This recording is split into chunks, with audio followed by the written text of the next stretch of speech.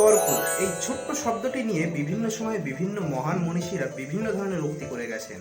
যেমন মার্ক টওয়েন বলেছেন যে কখনোই নির্বোধদের সঙ্গে তর্কে জড়াবেন না, কারণ তারা প্রথমে আপনাকে তাদের নিম্ন স্তরে নামিয়ে নিয়ে আসবে, তারপর তাদের নোংরা মানসিকতার অভিজ্ঞতা দিয়ে আপনাকে পরাজিত করবে ও অপমানিত করবে। স্যার চার্লস ল্যাম্ব বলেছেন যে অযথা কোনো অযৌক্তিক বিষয় নিয়ে দীর্ঘক্ষণ ধরে তর্ক করাটাই হলো চরম বোকামির পরিচয়। এছাড়াও স্যার টমাস আলভা এডিসন বলেছেন যে তর্কে জেতাটা বুদ্ধিমানের কাজ নয়, বরং তর্ককে এড়িয়ে চলাটাই বুদ্ধিমানের কাজ। তো বন্ধুরা, আমি এমডি সোহেল অল্প গল্পের তরফ থেকে নিয়ে এসেছি এই তর্ক বিষয়ে একটা ছোট্ট মজাদার গল্প। তো চলো লেটস গো স্টার্ট, গল্পটা শুরু করা যায়।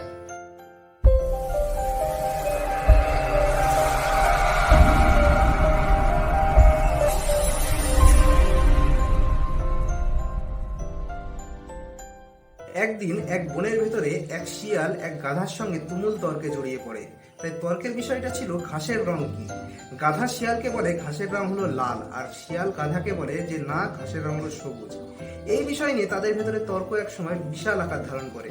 তখন তারা এই তর্কের মীমাংসা করার জন্য বনের রাজা সিংহের কাছে যায়। তার কাছে গিয়ে শিয়াল বলে, মহারাজ, আপনি আমাদের এই সমস্যার সমাধান করে দেন, আর যে দোষী, যে ভুল, তাকে আপনি যে শাস্তি দেবেন আমরা দুজনের ভেতরে সেই শাস্তি মাথা পেতে নেব। তখন সিংহ মহারাজ বলেন যে কি ঘটনা ঘটেছে, ঘটনাটা খুলে বলো। তখন শিয়াল বলে যে আমি ঘাসের রংকে বলেছি সবুজ, আর এই গাধা ঘাসের রংকে বলে কিনা লাল। তো আপনি এখন বিচার করেন কে ঠিক আর কে ভুল। তখন মহারাজ সিংহ তাদের সমস্ত কথা শুনে একটু ভাবনা চিন্তা করে আর শাস্তি ঘোষণা করে যে শিয়াল 100 বার কান ধরে উঠবোস করবে। তখন শিয়াল তার এই বিচার শুনে অবাক হয়ে যায় আর মহারাজকে প্রশ্ন করে যে মহারাজ, এটা আপনি কেমন বিচার করলেন? আমি তো ঠিকই বলেছি, ঘাসের রং তো সবুজই হয়।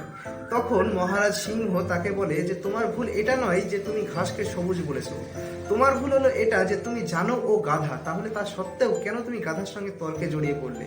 তোমার ভুল এটাই। তো দোস্ত, এটা ছিল একটি ছোট্ট গল্প, কিন্তু এই ছোট্ট গল্পটিতে দেখা গেল শিয়ালটি অতি বুদ্ধিমান ও চালাক হওয়া সত্ত্বেও একটা গাধার সঙ্গে তর্কে জড়িয়ে পড়ে নিজের বোকামির পরিচয় দিল।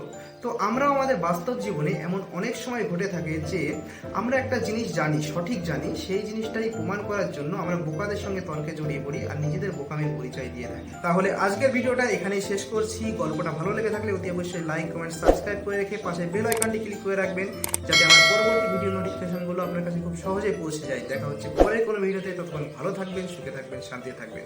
আর হ্যাঁ, বাঁচবেন, একদিন বাঁচবেন, কিন্তু বাঁচার মতন বাঁচবেন। জিও তো জিও, দিল সে জিও।